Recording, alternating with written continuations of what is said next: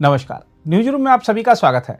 पाकिस्तान सोचता है कि 100 बार बोलने से कोई झूठ सच हो जाएगा, लेकिन हर बार उसे ऐसे प्रयास में मुंह की खानी पड़ती है।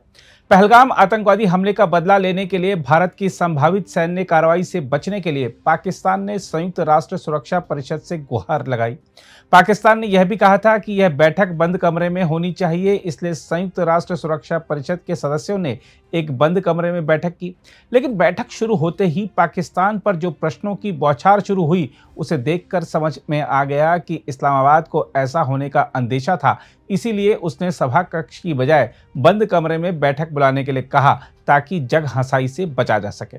बताया जा रहा है कि बैठक में सदस्य देशों ने पाकिस्तान से काफी कड़े सवाल पूछे। इस तरह पाकिस्तान ने भारत को घेरने के उद्देश्य से जो बैठक बुलाई थी, उसमें वह खुद ही घिर गया।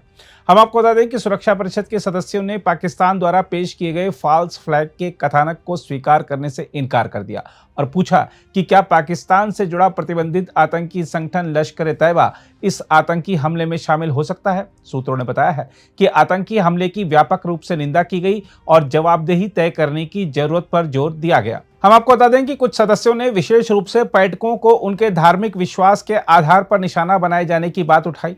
रिपोर्टों के मुताबिक कई सदस्यों ने पाकिस्तान द्वारा किए गए मिसाइल परीक्षणों और उसकी परमाणु बयानबाजी को तनाव बढ़ाने वाला बताया। बैठक में पाकिस्तान को भारत के साथ द्विपक्षीय रूप से मुद्दे सुलझाने की सलाह दी गई। संयुक्त राष्ट्र सुरक्षा परिषद की बैठक में राजदूतों ने दोनों देशों से संयम बरतने और संवाद करने का आह्वान भी किया। हम आपको बता दें कि संयुक्त राष्ट्र सुरक्षा परिषद के मई महीने के लिए अध्यक्ष यूनान ने पाकिस्तान के अनुरोध पर सोमवार की बैठक निर्धारित की थी। पाकिस्तान वर्तमान में सुरक्षा परिषद का एक अस्थायी सदस्य है। सुरक्षा परिषद की यह बैठक दोपहर को लगभग 1.5 घंटे तक चली। बैठक का आयोजन यूएनएससी चैम्बर में नहीं, बल्कि उसके बगल के परामर्श कक्ष में हुआ था। सुरक्षा परिषद ने बैठक के बाद कोई बयान जारी नहीं किया, लेकिन पाकिस्तान ने दावा किया कि उसके उद्देश्य काफी हद तक पूरे हो गए हैं।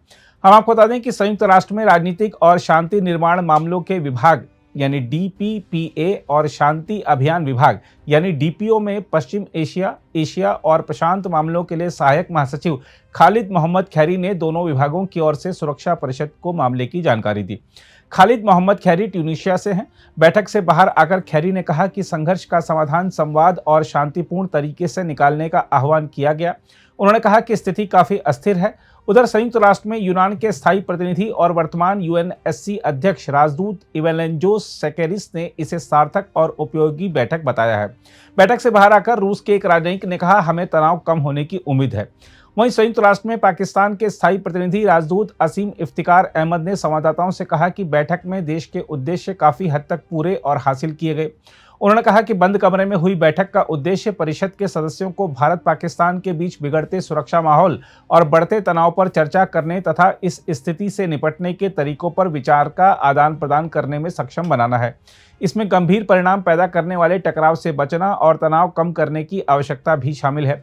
अहमद ने परिषद के सदस्यों को उनकी भागीदारी और संयम, तनाव कम करने और बातचीत के लिए उनके आह्वान के लिए धन्यवाद दिया। उन्होंने कहा कि पाकिस्तान टकराव नहीं चाहता, लेकिन हम अपनी संप्रभुता और क्षेत्रीय अखंडता की रक्षा के लिए पूरी तरह तैयार हैं।